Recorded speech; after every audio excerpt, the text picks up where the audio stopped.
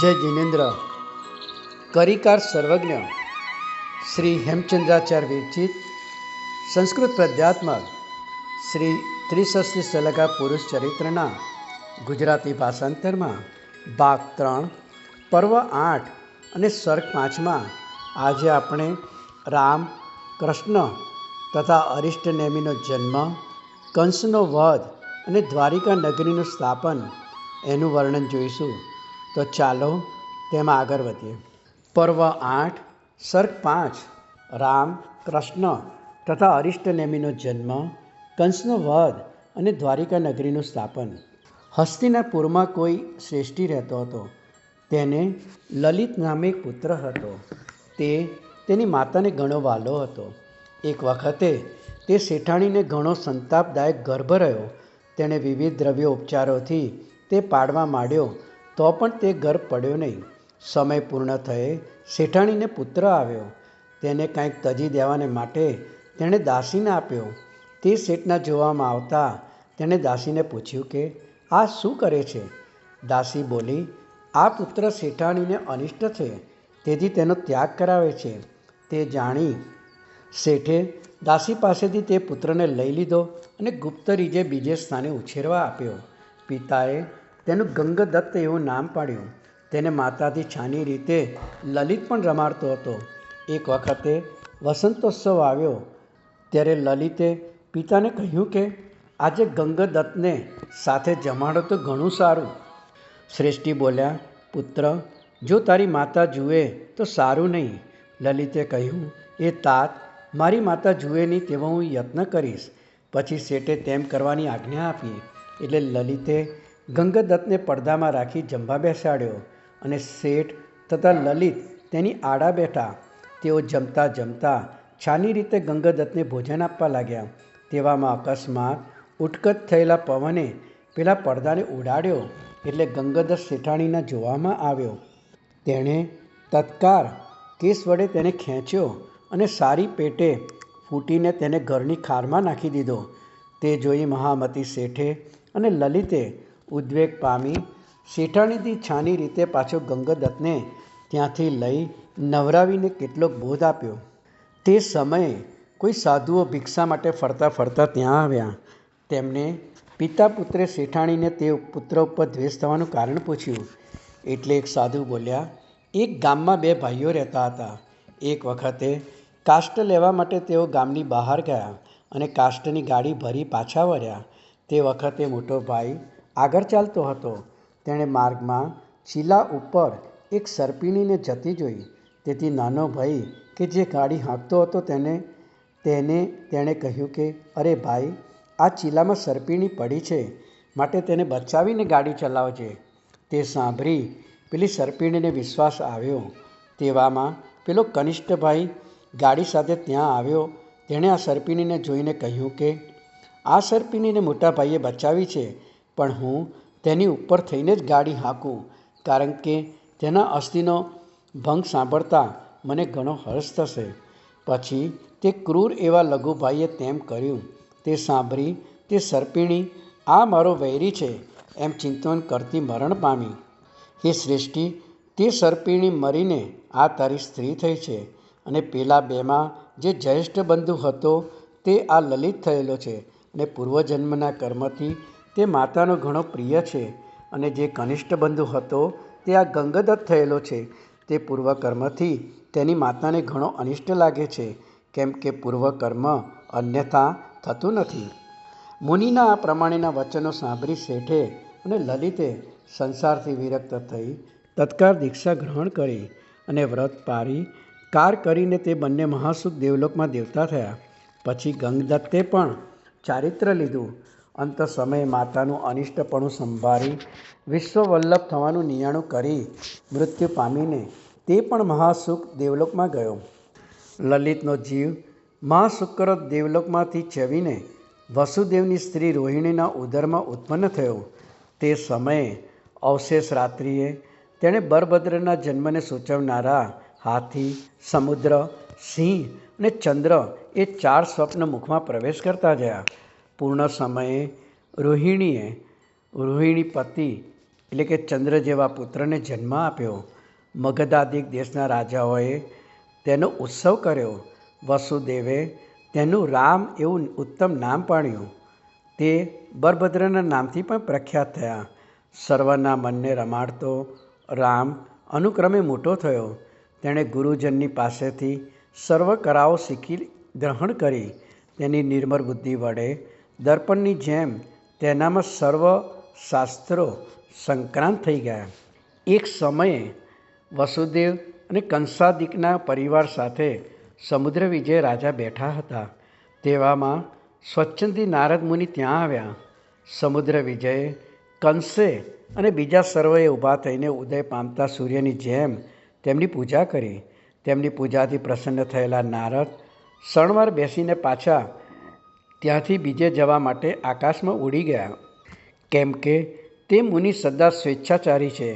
તેમના ગયા પછી કંસે પૂછ્યું કે આ કોણ હતું? એટલે સમુદ્ર વિજય બોલ્યા, પૂર્વે આ નગરની બહાર યજ્ઞ યશા નામે એક તાપસ રહેતો હતો. તેને યજ્ઞદત્તા નામે સ્ત્રી હતી તથા સુમિત્ર નામે એક પુત્ર હતો. તે સુમિત્રને સોમયશા નામે પત્ની હતી.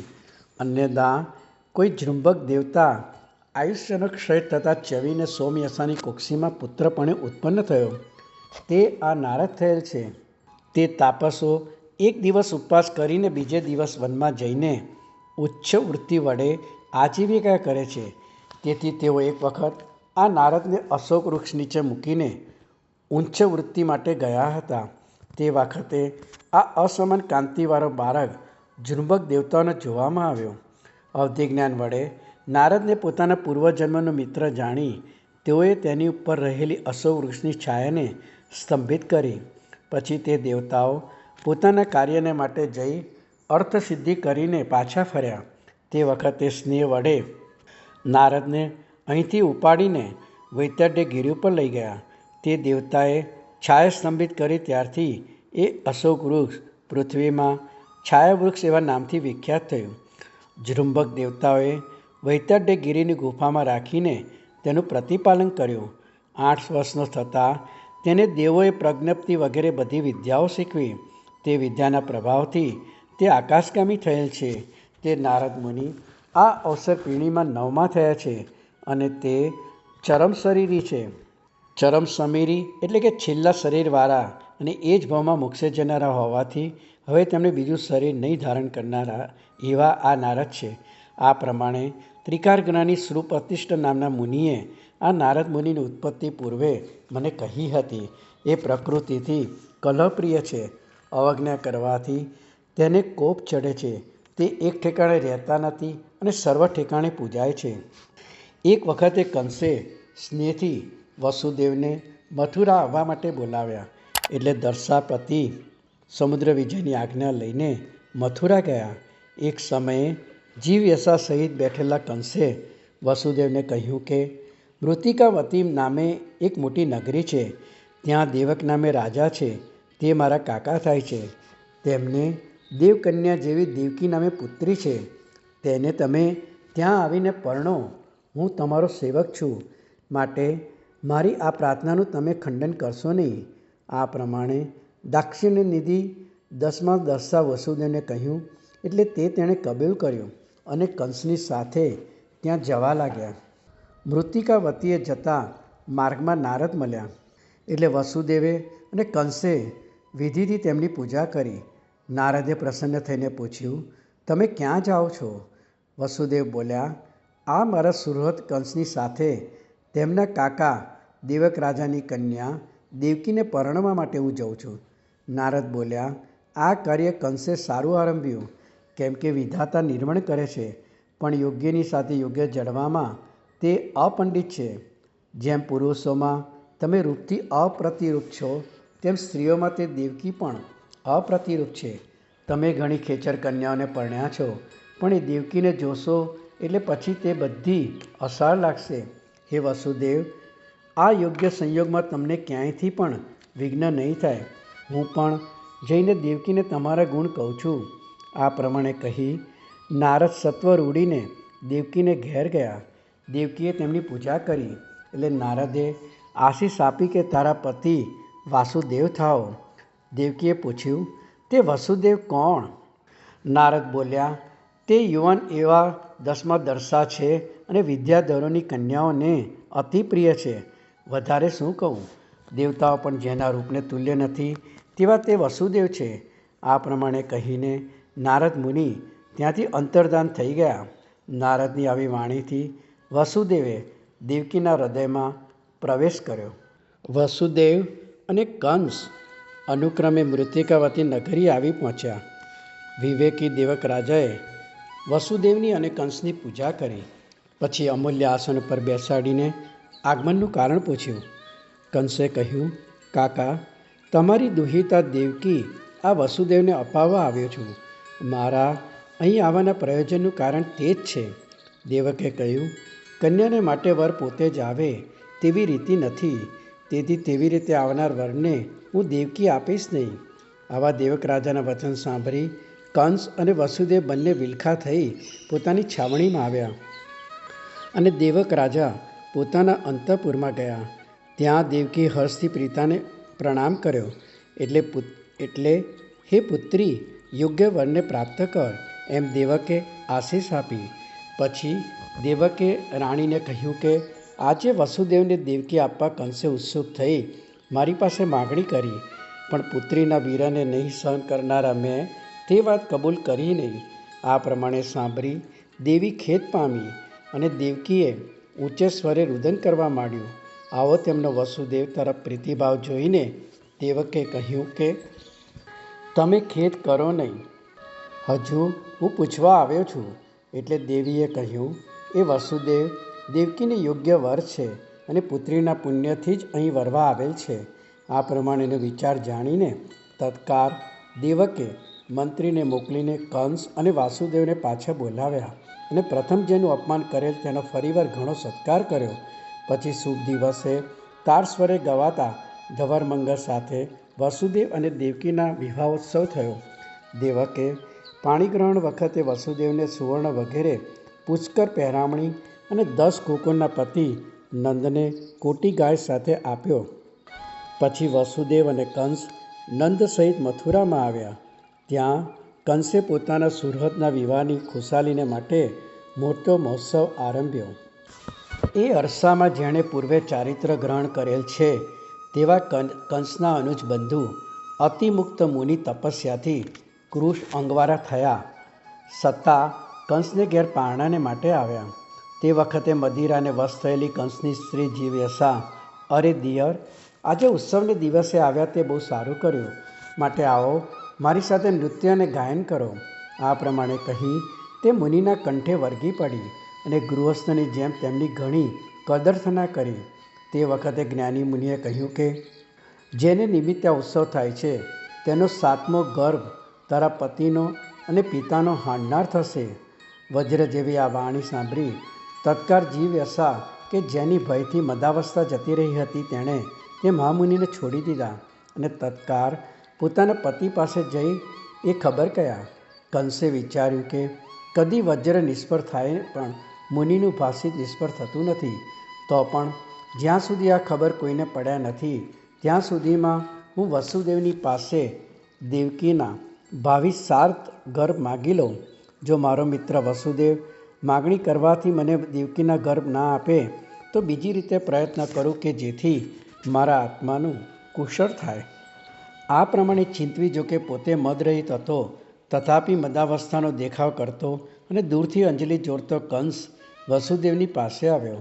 વસુદેવ ઊભા થઈ તેની યોગ્યતા પ્રમાણે તેને માન આપ્યું અને સંભ્રમથી કર વડે સ્પર્શ કરીને કહ્યું, કંસ, તમે મારા પ્રાણપ્રિય મિત્ર છો. આ વખતે કંઈક કહેવા આવ્યો છો એમ જણાય છે. તો જે ઈચ્છા હોય તે કહો, જે કહેશો તે હું કરીશ. કંસે અંજલિ જોડીને કહ્યું કે હે મિત્ર, પ્રથમ પણ જરાસંઘ પાસેથી જીવસાને અપાવીને તમે મને કૃતાર્થ કર્યો છે. તો હવે મારી એવી ઈચ્છા છે કે દેવકીના 7 ગર્ભ જન્મતા જ મને અર્પણ કરો. સરળ મનવાળા વસુદેવે તેમ કરવા કબૂલ કર્યું. મૂળ વૃત્તાંતને નહીં જાણનારી દેવકીએ પણ તેણે કહ્યું, હે બંધો, તારી ઈચ્છા પ્રમાણે થાઓ. વસુદેવના અને તારા પુત્રોમાં કાંઈ પણ અંતર નથી. અમારા બંનેનો યોગ વિધિની જેમ તારાથી જ થયેલો છે. છતાં એ કંસ જાણે અધિકારી જ ના હોય તેમ કેમ બોલે છે? વસુદેવ બોલ્યા, સુંદરી, હવે બહુ બોલવાનું કાંઈ કામ નથી. તારા 7 ગર્ભો જન્મ પામતા જ કંસને આધીન થાવ. કંસ બોલ્યો કે આ તમારો મારા પર મોટો પ્રસાદ છે. ઉન્મત્તપણાના મિશમાં આ પ્રમાણે કહીને પછી વસુદેવની સાથે મદિરાપાન કરી તે પોતાને ઘેર ગયો. ત્યાર પછી વસુદેવે મુનિનું સર્વ વૃત્તાંત સાંભળ્યું એટલે જાણ્યું કે કંસે મને છરી લીધો. પછી પોતાના સત્યવચનીપણાથી તેને આપેલા વચન સંબંધી ઘણો પશ્ચાતાપ થયો. તે સમયમાં બદિલપુરમાં નાગ નામે એક શેઠ રહેતો હતો. તેને સુલસા નામે સ્ત્રી હતી. તે બંને પરમ શ્રાવક હતા. અતિમુક્ત નામના ચારણ મુનિને તે સુલસાના સંબંધમાં તેની બાલ્યવયમાં કહ્યું હતું કે આ બાલા નિંદુ એટલે કે મૃતપુત્તા વંધ્યા થશે. તે સાંભળી સુલસાએ ઇન્દ્રના સેનાની નૈગમસી દેવની આરાધના કરી. તે દેવ સંતુષ્ટ થયો એટલે તેણે પુત્રની યાચના કરી. દેવતાએ અધિજ્ઞાનથી જાણીને કહ્યું, હે ધાર્મિક સ્ત્રી, કંસે મારવા માટે દેવકીના ગર્ભ માગ્યા છે. તે હું તને તારા મૃત ગર્ભના પ્રસવ સમયે અર્પણ કરીશ. એમ કહી તે દેવે પોતાની શક્તિથી દેવકી અને સુલસાને સાથે જ રથસ્વલા કરી અને તેઓ સાથે જ સગર્ભા થઈ. બંને સાથે જ ગર્ભને જન્મ આપ્યો. એટલે સુલસાના મૃત ગર્ભને ઠેકાણે તે દેવતાએ દેવકીના સજીવન ગર્ભને મૂક્યા અને તેના મૃત ગર્ભ દેવકી પાસે મૂક્યા. એવી રીતે તે દેવતાએ ફેરફાર કરી દીધો. કંસે પેલી સુલસાના મૃત ગર્ભને પત્થરની શિલા ઉપર દ્રઢપણે અફરાવ્યા અને પોતે મારી નાખવાનું માનવા લાગ્યો. એ રીતે દેવકીના ખરા 6 ગર્ભ સુલસાને ઘેર પુત્રની જેમ તેનું સ્તનપાન કરીને સુખે સુખે વૃદ્ધિ પામવા લાગ્યા. તેમના અનિકયસ, અનંતસેન, અજિતસેન, નિહતારી, દેવયસા અને શત્રુસેન એવા તેમના નામ પાડ્યા. અન્યદા ઋતુસ્નાતા દેવકીએ નિશાને અંતે સિંહ, સૂર્ય, અગ્નિ, ગજ, ધ્વજ, વિમાન અને પદ્મ સરોવરે 7 સ્વપ્ન જોયા. તે વખતે પેલા ગંગદત્તનો જીવ મહાશુક્ર દેવલોકમાંથી ચવીને તેની કુક્ષીમાં ઉતર્યો. એટલે ખાંડની ભૂમિ જેમ રત્નને ધારણ કરે તેમ દેવકીએ ગર્ભ ધારણ કર્યો. અનુક્રમે શ્રાવણ માસની કૃષ્ણ અષ્ટમીએ મધ્યરાત્રે દેવકીએ કૃષ્ણ એટલે કે શ્યામ વર્ણવાળા પુત્રને જન્મ આપ્યો. જે પુત્ર દેવના સાનિધ્યથી જન્મતા જ શત્રુઓના દૃષ્ટિપાતનો નાશ કરનારો થયો. જ્યારે તેનો જન્મ થયો ત્યારે તેના પક્ષના દેવતાઓએ કંસે રાખેલા ચોકીદાર પુરુષોને પોતાની શક્તિથી જાણે વેશપાન કર્યું હોય તેમ નિદ્રાવશ કરી દીધા. તે સમયે દેવકીએ પોતાના પતિને બોલાવીને કહ્યું કે હે નાથ, મિત્રરૂપે શત્રુ એવા પાપી કંસે તમને વાણીથી બાંધી લીધા અને તે પાપીએ મારા 6 પુત્રોને જન્મતા જ મારી નાખ્યા. માટે આ પુત્રની માયા વડે પણ રક્ષા કરો. બાળકની રક્ષા કરવા માટે માયા કરવી તેમાં પાપ લાગતું નથી. મારા આ બાળકને તમે નંદના ગોકુળમાં લઈ જાઓ. ત્યાં મોસાળની જેમ રહીને આ પુત્ર મોટો થશે. આવા તેના વચન સાંભળીને તે બહુ સારો વિચાર કર્યો છે. એમ બોલતા સ્નેહાદ્ર વસુદેવ તે બાળકને લઈને જેમાં પહેરગીરો સૂઈ ગયા હતા તેવા તે ઘરમાંથી બહાર નીકળ્યા. તે વખતે દેવતાઓએ તે બાળક ઉપર છત્ર ધર્યું, પુષ્પની વૃષ્ટિ કરી અને 8 ઉગ્ર દીવાઓથી માર્ગમાં ઉદ્યોત કરવા લાગ્યા. પછી શ્વેત વૃષભ રૂપે થઈને તે દેવતાઓએ બીજાઓમાં ના જાણે તેમ નગરીના દ્વાર ઉગાડી દીધા. જ્યારે વસુદેવ ગોપુર એટલે કે દરવાજા પાસે આવ્યા એટલે પાંજરામાં રહેલા ઉગ્રસેન રાજાએ આ શું એમ વિસ્મયથી વસુદેવને પૂછ્યું. એટલે આ કંસનો શત્રુ છે એમ કહીને વસુદેવે હર્ષથી તે બાળક ઉગ્રસેનને બતાવ્યો અને કહ્યું કે હે રાજન, આ બાળકથી તમારા શત્રુનો નિગ્રહ થશે અને આ બાળકથી જ તમારો ઉદય થશે. પણ આ વાર્તા કોઈને કહેશો નહીં. ઉગ્રસેને કહ્યું, એમ જ થાવ. પછી વસુદેવ નંદને ઘેર પહોંચ્યા. તે સમયે નંદની સ્ત્રી યશોદાએ પણ એક પુત્રીને જન્મ આપ્યો હતો. એટલે વસુદેવે તેને પુત્ર આપીને તેની પુત્રી લીધી અને દેવકીની પાસે લઈ જઈ તેને પડખે પુત્રને સ્થાનકે મૂકી દીધી. વસુદેવ આ પ્રમાણે ફેરફાર કરીને બહાર ગયા એટલે કંસના પુરુષો જાગી ઉઠ્યા અને શું જન્મ્યું એમ પૂછતા અંદર આવ્યા. ત્યાં પુત્રી આવેલી તેમના જોવામાં આવી. તેથી તેઓ તે પુત્રીને કંસની પાસે લઈ ગયા. તેને જોઈને કંસ વિચારવા લાગ્યો કે જે 7મો ગર્ભ મારા મૃત્યુને માટે થવાનો હતો તે તો આ સ્ત્રી માત્ર થયો. તેથી હું ધારું છું કે મુનિનું વચન મિથ્યા થયું. તો હવે આ બાળકીને વ્યર્થ શા માટે મારવી? એવું વિચારી તે બાળાની એક બાજુની નાસિકા છેદીને તેને દેવકીને પાછી સોંપી. અહીં કૃષ્ણ અંગને લીધે કૃષ્ણ એવા નામથી બોલાવાતો દેવકીનો પુત્ર દેવતાઓ વડે રક્ષણ કરાતો નંદને ઘેર વૃદ્ધિ પામવા લાગ્યો. 1 માસ વ્યતીત થયા પછી દેવકીએ વસુદેવને કહ્યું કે હે નાથ, તે પુત્રને જોવા હું ઉત્કંઠિત થઈ છું, માટે હું આજે ગોકુળમાં જઈશ. વસુદેવે કહ્યું, પ્રિય, જો તમે અકસ્માત ત્યાં જશો તો કંસના જાણવામાં આવશે, માટે કોઈ પણ કારણ બતાવીને જવું ઉચિત છે. તેથી ઘણી સ્ત્રીઓને સાથે લઈને ગાયને માર્ગે ગોપૂજા કરતાં કરતાં તમે ગોકુળમાં જાઓ. દેવકી તે પ્રમાણે કરીને નંદના ગોકુળમાં આવી. ત્યાં હૃદયમાં શ્રી વત્સના લાંછનવાળો નીલકમળ જેવી ક્રાંતિવાળો, પ્રફુલ્લિત કમર જેવા નેત્રવાળો, કર ચરણમાં ચક્રાદિકના ચિહ્નોવાળો અને જાણે નિર્મળ કરેલું નીણમણી હોય તેવો હૃદયાનંદન પુત્ર યશોદાના ઉત્સંગમાં રહેલો તેણે જોયો. પછી દેવકી ગોપૂજાના મિસથી હંમેશા ત્યાં જવા લાગી. ત્યારથી લોકોમાં ગોપૂજાનું વ્રત પ્રવર્ત્યું. અન્યદા સુપકની 2 પુત્રી શકુની અને પૂતના વિદ્યાધરીઓ કે જે પિતાનું વેર લાવવા માટે વસુદેવનો બીજો અપકાર કરવા અસમર્થ હતી, તે ડાકણની જેવી પાપીણી ખેચરીઓ યશોદા અને નંદ વગેરેના એકલા રહેલા કૃષ્ણને મારવા માટે ગોકુળમાં આવી. શકુનીએ ગાડા ઉપર બેસી નીચે રહેલા કૃષ્ણને દબાવ્યા અને તેની પાસે કટુ શબ્દ કર્યો. એટલે પૂતનાએ વિષથી લિપ્ત કરેલું પોતાનું સ્તન કૃષ્ણના મુખમાં આપ્યું. તે વખતે કૃષ્ણની સાનિધ્યમાં રહેલા દેવતાઓએ તે ગાડા વડે જ તે બંનેને પ્રહાર કરીને મારી નાખી.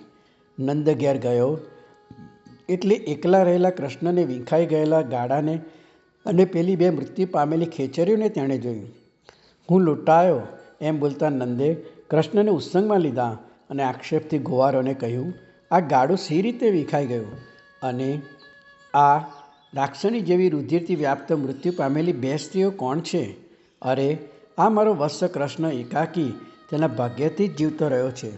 ગોપ બોલ્યા, હે સ્વામી, 12 છતાં પણ આ તમારા બળવાન બાળકે ગાડાને વીંખી નાખ્યું છે અને તે એકલે જ આ 2 ખેચરીને મારી નાખી છે. તે સાંભળીને નંદે કૃષ્ણના બધા અંગ જોયા. તેને સર્વ અંગમાં અક્ષત જોઈ નંદે યશોદાને કહ્યું કે હે ભદ્રે, આ પુત્રને એકલો મૂકીને બીજું કામ કરવા તું શા માટે જાય છે? આજે તે થોડો વખત પણ તેને રેડો મૂક્યો તેટલામાં તો તે આવા સંકટમાં આવી પડ્યો. માટે હવે તારે ઘીના ઘડા ઢોરાઈ જતા હોય તો પણ એ કૃષ્ણને મૂકીને બીજે જવું નહીં. તારે માત્ર તેને જાળવવો, બીજું કાંઈ પણ કામ કરવાની જરૂર નથી.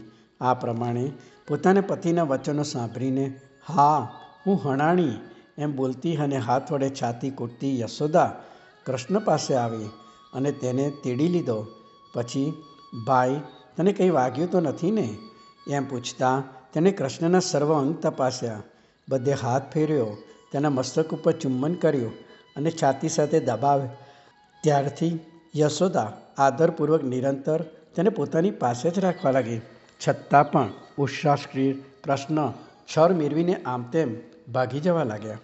અન્યદા એક દોરડી કૃષ્ણના ઉદર સાથે બાંધી ને તે દોરડી એક ઉત્કલ એટલે કે ખાંડણીઓ સાથે બાંધીને તેના ભાગી જવાથી ભીતી યશોદા પડોશીને ઘેર ગઈ.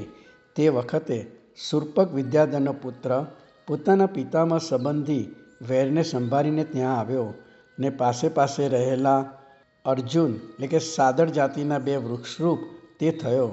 પછી કૃષ્ણને ઉત્કલ સહિત ચાંપી મારવા માટે તે 2 વૃક્ષના અંતરમાં તેને લાવવાનો તેને પ્રયત્ન કરવા લાગ્યો. એટલે કૃષ્ણના રક્ષક દેવતાઓએ તે અર્જુન વૃક્ષને ભાગી નાખીને તેને અત્યંત પ્રહાર કર્યા.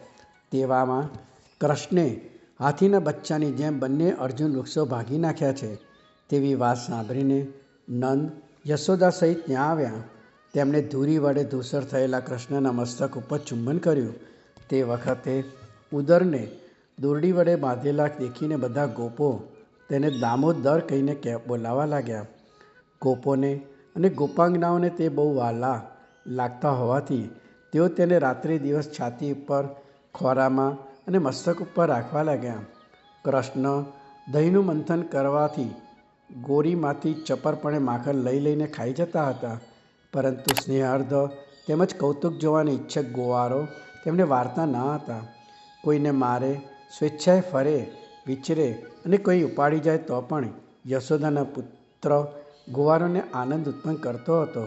તેને રખે કંઈ કષ્ટ આવે એટલા માટે કૃષ્ણ જ્યારે દોડતા ત્યારે ગોપો તેને પકડી રાખવા માટે તેની પાછળ દોડતા હતા, પરંતુ તેઓ તેને થોભી શકતા નહીં, માત્ર તેના સ્નેહરૂપ દોરડા વડે આકર્ષિત થઈને તેની પાછળ જતા હતા. સમુદ્ર વિજય આદિ દર્શાઓએ પણ સાંભળ્યું કે કૃષ્ણે બાળક છતાં શકુનીને અને પૂતનાને મારી નાખી, ગાડું ભાગી નાખ્યું અને અર્જુન જાતિના 2 વૃક્ષો ઉન્મૂરી નાખ્યા. આ વાત સાંભળીને વસુદેવ ચિંતવા લાગ્યા કે મેં મારા પુત્રને ગોપ્યો છે, છતાં પણ તે એના પરાક્રમથી તે પ્રસિદ્ધ થશે અને તેને કંસ પણ જાણશે, તેથી તે તેનો અમંગળ કરવાનો પ્રયાસ કરશે. જોકે તેમ કરવામાં હવે તે સમર્થ થશે નહીં, પરંતુ તે બાળકની સહાય કરવા માટે હું એક પુત્રને ત્યાં મોકલું તો ઠીક, પણ કદી અક્રૂર વગેરેમાંથી કોઈને મોકલીશ તો તેને તો તે ક્રૂર બુદ્ધિવાળો કંસ ઓળખતો હોવાથી ઉલટો તેને વિશેષ શક પડશે. માટે બલરામને ત્યાં મોકલવો યોગ્ય છે, કેમ કે હજુ તેને કંસ ઓળખતો નથી. આ પ્રમાણે નિશ્ચય કરીને કૃષ્ણના કુશળ માટે રોહિણી સહિત રામને શૌર્યપુરથી તેડી લાવવા માટે વસુદેવે એક માણસને સમજાવીને મોકલ્યો. તેમના આવ્યા પછી રામને પોતાની પાસે બોલાવી સર્વ હકીકત યથાર્થ રીતે સમજાવી શિખામણ આપીને તેને નંદ તથા યશોદાના પુત્રપણે અર્પણ કર્યો. બલરામના ગોકુળમાં ગયા પછી 10 ધનુષ્ય ઊંચા શરીરવાળા અને સુંદર આકૃતિવાળા તે બંને બીજા સર્વ કાર્ય મૂકીને નિર્નિમેષ નેત્રે ગોપો વડે જોવાતા ક્રીડા કરવા લાગ્યા. બલરામની સાથે કૃષ્ણ ધનુર્વેદ તેમજ અન્ય સર્વ કરાઓ શીખ્યા અને ગોપ વડે સેવા કરાતા સુખે રહેવા લાગ્યા. કોઈ વખત તે બંને મિત્રો થતા હતા ને કોઈ વખત શિષ્ય અને આચાર્ય થતા હતા. એ પ્રમાણે ક્ષણ માત્ર પણ અવિયોગીપણે રહેતા છતાં તેઓ વિવિધ પ્રકારની ચેષ્ટા કરવા લાગ્યા. માર્ગે ચાલતા મદોન્મત્ત બળદોને પૂંછડા વડે પકડીને કેશવ ઊભા રાખતા હતા. તે વખતે રામ ભાઈના બળને જાણતા હોવાથી ઉદાસીની જેમ જોયા કરતા હતા. એ પ્રમાણે જેમ જેમ કૃષ્ણ વૃદ્ધિ પામતા ગયા તેમ તેમ ગોપાંગનાઓના ચિત્તમાં તેમને જોવાથી કામદેવનો વિકાર ઉત્પન્ન કરવા લાગ્યા. કૃષ્ણને વચમાં બેસાડીને તેઓ તેના ફરતી ફૂદડી ખાઈને રાસડા ગાવા લાગી અને કમર ફરતી ભમરીઓ ફર્યા કરે તેમ નિર્ભર ચિત્તે તેના ફરતી ફરવા લાગી. અને તેની સામું જોઈ રહેતી ગોપાંગનાઓ જેમ પોતાના નેત્રોને બંધ કરતી ન હતી, તેમ કૃષ્ણ કૃષ્ણ બોલતી સતી પોતાના ઓષ્ઠપૂતને પણ બંધ કરતી ન હતી. કૃષ્ણની તરફ મનવારી ગોપાંગનાઓ દૂધ દોહતી વખતે દૂધની ધારાને પૃથ્વી પર પડતી પણ જાણતી ન હતી. કૃષ્ણ જ્યારે પરાગમુખ થઈને જતા હોય ત્યારે તેને પોતાની સામું જોવરાવવા માટે વગર કારણે તે ત્રાસ પામી હોય તેમ પોકાર કરતી હતી, કારણ કે તે ત્રાસ પામેલાઓનું રક્ષણ કરનારા હતા. કેટલીક વખત સિંધુ વારાદી પુષ્પોની માળાઓ ગૂંથીને ગોપીઓ પોતે જ સ્વયંવર માળાની જેમ તે માળાઓને કૃષ્ણના હૃદય પર પહેરાવતી હતી. વળી જાણી જોઈને ગોપીઓ ગીત નૃત્યાદિકમાં સ્ખલિત થતી હતી કે જેથી શિક્ષાના મિશે કૃષ્ણ આલાપ કરી બતાવે. વિકારને નહીં ગોપવી શકનારી ગોપીઓ હર કોઈ પ્રકારે કૃષ્ણને બોલાવતી હતી અને તેનો સ્પર્શ કરતી હતી. મયુરપીંછના આભરણવાળા કૃષ્ણ ગોપીઓના ગાનથી અવિચ્છિન્નપણે પુરાતા કર્ણવાળા થયા છતાં ગોપાળ ગુજરીને બોલતા હતા. જ્યારે કોઈ પણ ગોપી યાચના કરતી ત્યારે કૃષ્ણ અગાધ જળમાં રહેલા કમરોને પણ હંસની જેમ લીલા માત્રામાં તરીને લાવી આપતા હતા. બલરામને ગોપીઓ ઓરંબા આપતી હતી કે તમારા લઘુ ભાઈ દીઠા છતાં અમારા ચિત્તને હરે છે અને નથી દેખાતા ત્યારે અમારા જીવિતને હરે છે. ગિરિશૃંગ ઉપર બેસીને વેણુને મધુર સ્વરે વગાડતા અને નૃત્ય કરતા કૃષ્ણ બલરામને વારંવાર હસાવતા હતા. જ્યારે ગોપીઓ ગાતી હતી અને કૃષ્ણ નાચતા હતા ત્યારે બલરામ રંગાચાર્યની જેમ ઉદ્ભટપણે હસ્તતાર દેતા હતા. આ પ્રમાણે ત્યાં ક્રીડા કરતા રામ કૃષ્ણને સુષમાકાળની જેમ અત્યંત સુખમાં 11 વર્ષ વીતી ગયા. અહીં સૂર્યપુરમાં સમુદ્ર વિજયની પ્રિયા શિવાદેવીએ એકદા શેષ રાત્રિ બાકી હતી ત્યારે હાથી, વૃષભ, સિંહ, લક્ષ્મીદેવી, પુષ્પમાળ, ચંદ્ર, સૂર્ય, ધ્વજ, કુંભ, પદ્મ સરોવર, સમુદ્ર, વિમાન, રત્નપુંજ અને અગ્નિ એ 14 મહાસપનો જોયા. તે વખતે કાર્તિક કૃષ્ણ દ્વાદશીએ ચિત્ર નક્ષત્રમાં ચંદ્રનો યોગ આવે સતે અપરાજિત વિમાનથી ચવીને શંખરાજાનો જીવ શિવાદેવીની કુક્ષીમાં પુત્રપણે ઉત્પન્ન થયો. તે વખતે નારકીના જીવોને પણ ક્ષણવાર સુખ થયું અને 3 જગતમાં ઉદ્યોત થયો. અરિહંતના કલ્યાણકને વખતે અવશ્ય એ પ્રમાણે થાય છે. પછી શિવાદેવીએ જાગીને સમુદ્ર વિજય રાજાને તે સ્વપ્નની સર્વ વાત કહી. સમુદ્ર વિજયે સ્વપ્નાર્થ પૂછવા માટે કૌષ્ટુકીને બોલાવ્યો એટલે તે તરત આવ્યો. તેવામાં એક ચારણ શ્રમણ સ્વયંવે ત્યાં પધાર્યા. રાજાએ ઊભા થઈને તેમને વંદના કરી અને એક ઉત્તમ આસન ઉપર બેસાડ્યા.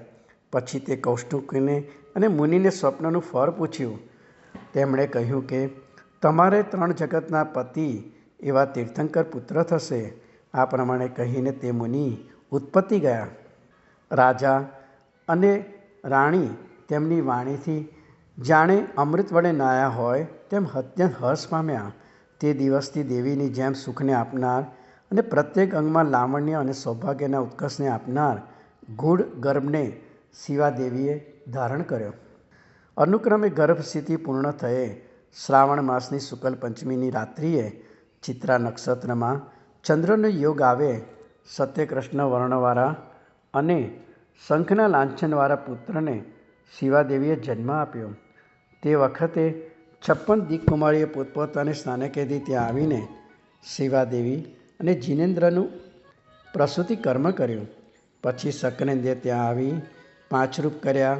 તેમાં 1 રૂપ વડે પ્રભુને હાથમાં ગ્રહણ કર્યા, 2 રૂપ વડે ચામર વીંજવા લાગ્યા, 1 રૂપ વડે મસ્તક ઉપર ઉજ્જવળ છત્ર ધારણ કર્યું અને 1 રૂપ વડે હાથમાં વજ્ર લઈને નાટકીયાની જેમ પ્રભુની આગળ નાચતા નાચતા ચાલ્યા. એ પ્રમાણે મેરુ પર્વતના શિખર ઉપર અતિ પાંડુબલા નામની શિલા પાસે આવ્યા. તે શિલા ઉપરના અતિ ઉચ્ચ સિંહાસન ઉપર ભગવાનને ખોરામાં લઈ જઈને સક્રેન્દ્ર બેઠા. તે વખતે અચ્યુતાદિ 63 ઇન્દ્રો પણ તત્કાળ ત્યાં આવ્યા અને તેમણે શ્રી જીનેન્દ્રને ભક્તિપૂર્વક સ્નાન કરાવી. પછી ઈશાન ઇન્દ્રના ખોરામાં પ્રભુને અર્પણ કરીને સક્રેન્દ્રે વિધિપૂર્વક પ્રભુને સ્નાત્ર કર્યું અને કુસુમાદિકથી પૂજા કરી. પછી સ્વામીની આરતી ઉતારી નમસ્કાર કરી અંજલિ જોડીને ભક્તિ નિર્ભર વાણી વડે ઇન્દ્રે આ પ્રમાણે સ્તુતિ કરવાનો આરંભ કર્યો. હે મોક્ષગામી અને શિવાદેવીની કુક્ષીરૂપ સુક્તિમાં મુક્તામણી સમાન પ્રભો, તમે કલ્યાણના એક સ્થાનરૂપ અને કલ્યાણના કરનારા છો. જેમની સમીપે જ મોક્ષ રહેલું છે એવા, સમસ્ત વસ્તુઓ જેમને પ્રગટ થયેલ છે એવા અને વિવિધ પ્રકારના વૃદ્ધિના નિદાનરૂપ એવા હે 22મા તીર્થંકર, તમને નમસ્કાર થાઓ. તમે ચરમ દેહધારી જગત ગુરુ છો. તમારા જન્મથી હરિવંશ અને આ ભરતક્ષેત્રની ભૂમિ પણ પવિત્ર થઈ છે. હે ત્રિજગત ગુરુ, તમે જ કૃપાના એક આધાર છો, બ્રહ્મ સ્વરૂપના એક સ્થાન છો અને ઐશ્વર્યના અદ્વિતીય આશ્રય હો. હે જગતપતિ, તમારા દર્શને કરીને જ અતિ મહિમા વડે પ્રાણીઓના મોહનો વિધ્વંસ થવાથી આપનું દેશના કર્મ સિદ્ધ થાય છે. હરિવંશમાં અપૂર્વ મુક્તાફળ સમાન હે પ્રભુ, તમે કારણ વિના ત્રાત્રા, હેતુ વિના વત્સલ અને નિમિત્ત વિના ભરતા છો. અત્યારે અપરાજિત વિમાન કરતાં પણ ભરતક્ષેત્ર ઉત્તમ છે, કારણ કે તેમાં લોકોના સુખને માટે બોધના આપનારા એવા આપ અવતર્યા છો. હે ભગવાન, તમારા ચરણ નિરંતર મારા માનસને વિશે હંસપણાને ભજો અને મારી વાણી તમારા ગુણની સ્તવના કરવા માટે સફળ થાઓ. આ પ્રમાણે સ્તુતિ કરી જગન્નાથ પ્રભુને ઉપાડીને ઇન્દ્ર શિવા દેવી પાસે આવ્યા અને તેમની પાસેથી જેમ લીધા હતા તેમ જ મૂકી દીધા. પછી ભગવાનનું પાલન કરવા માટે 5 અપ્સરાઓને ધાત્રી તરીકે ત્યાં રહેવા આજ્ઞા કરીને ઇન્દ્ર નંદીશ્વર દ્વીપે ગયા અને ત્યાં યાત્રા કરીને પોતાને સ્થાનકે ગયા. પ્રાતઃકાળે સૂર્યની જેમ ઉદ્યોત કરતા મહાકાંતિવાન પુત્રને જોઈને સમુદ્ર વિજય રાજાએ હર્ષિત થઈને મહાજન્મોત્સવ કર્યો. ભગવાન ઘરમાં હતા ત્યારે માતાએ અરિષ્ટમયી ચક્રધારા સ્વપ્નમાં જોઈ હતી. તેથી પિતાએ તેમનું અરિષ્ટનેમિ નામ સ્થાપન કર્યું.